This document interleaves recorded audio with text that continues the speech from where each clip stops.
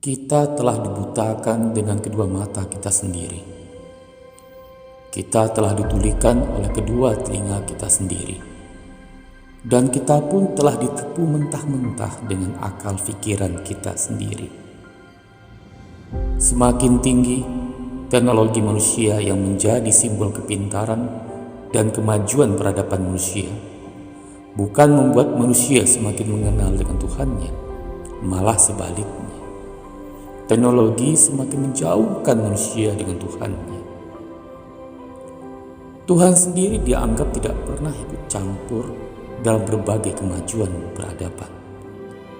Dia hanya sekedar obat penenang ketika dalam kekacauan, bahkan menjadi kambing hitam dari segala kegagalan kita. Kita beranggapan ilmu pengetahuan yang berhubungan dengan langit akan membuat kita semakin dekat untuk menyentuh langit. Namun, tanpa disadari, kita semakin dibodohi oleh pengetahuan tersebut.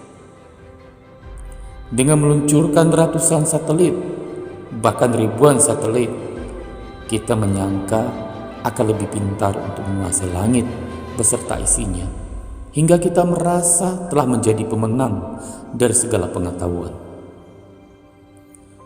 Mungkin manusia yang hidup ribuan tahun yang lalu lebih cerdas daripada kita.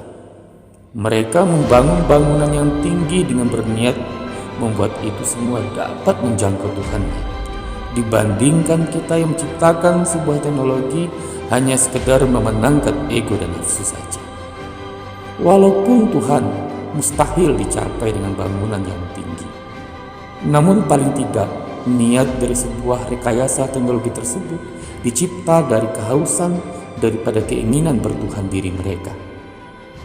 Sedangkan kita yang telah menciptakan jutaan teknologi tidak pernah ada sedikit niat dan keinginan untuk menjadikan teknologi semakin dekat dan mengenal Tuhan.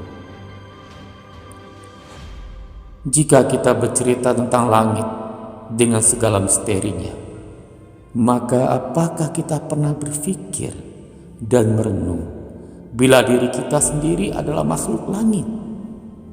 Dan apakah pernah kita mengirim ratusan satelit untuk menjelajahi ruangan yang ada di dalam diri sendiri? Sebab rahasia terbesar langit dan dunia ini bukan berada di jutaan bintang di sana, namun berada di sini, di dalam diri ini.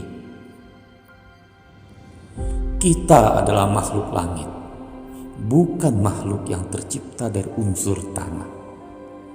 Memang tubuh berasal dari tanah, namun tubuh hanyalah sebuah kendaraan yang dirancang untuk beradaptasi dan bertahan di muka bumi.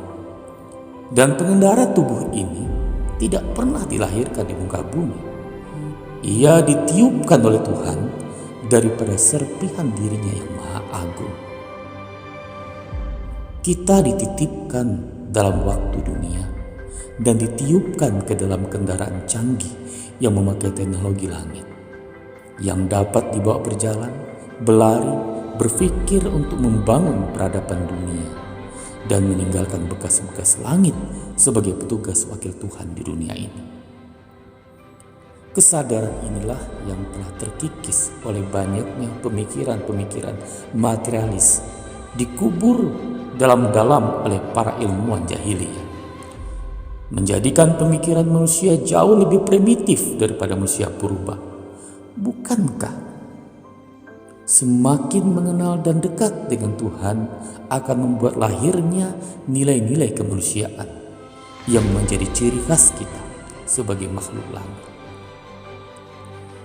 Kita punya agama yang seharusnya menjadi manual book untuk mengendari tubuh ini, menjadi pedoman dalam melahirkan teknologi-teknologi yang membawa kita lebih sadar akan kehadiran dan keberadaan Tuhan, menjauhkan kita dari pemahaman materialis serta egois, membuat kehadiran kita sebagai makhluk langit lebih bermanfaat dan lebih manusiawi di muka bumi, sehingga peradaban bumi ini menjadi hal yang akan kita pertanggungjawabkan sebagai wakil Tuhan dan sebagai warisan yang teragung untuk kita persembahkan kepada generasi langit yang akan